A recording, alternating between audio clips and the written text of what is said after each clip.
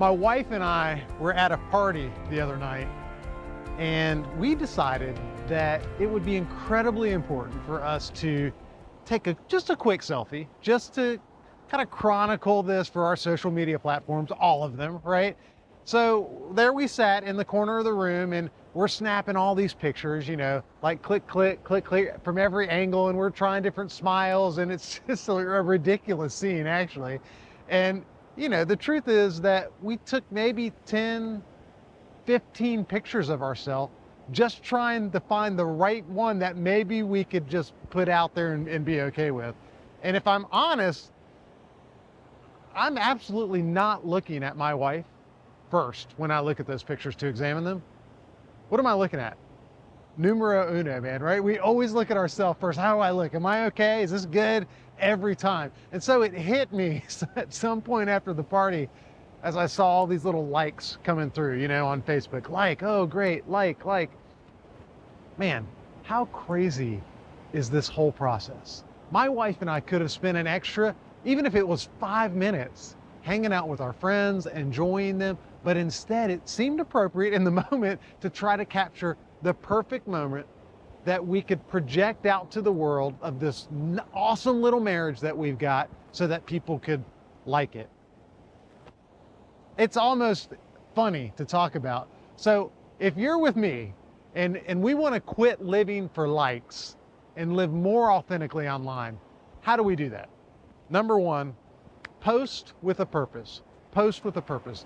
Many people use social media really to post the most mundane things you can possibly think of. They post their dinner, they post like the outfit that they're wearing to the grocery store.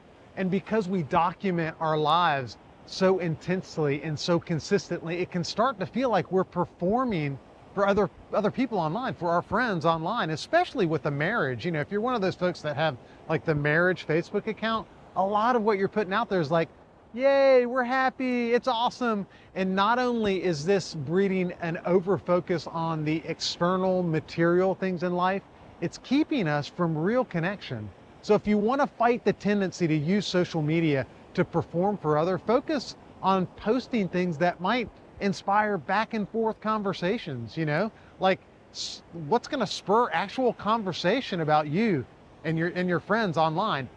Now that's important. That's actually making social media social. How novel. Number two, post your experiences. The most pertinent questions you can ask yourself at this point is, when you look at your social media feed, what do you remember? If you look back at your feed from last month or last year, are you able to remember what you're feeling and what was going on inside of you? My guess is if you're honest with yourself, you can't. You're posting all the surface stuff. One way to ensure that we post pictures of what is actually happening to us and to our actual experience is to make sure that we focus on what we see before us. So if you're eating dinner with your wife and you take a nice little selfie in the corner, that's not near as meaningful as if you capture that look on her face when she tries that new piece of sushi. Now that is social media worthy. That's Facebook official right there.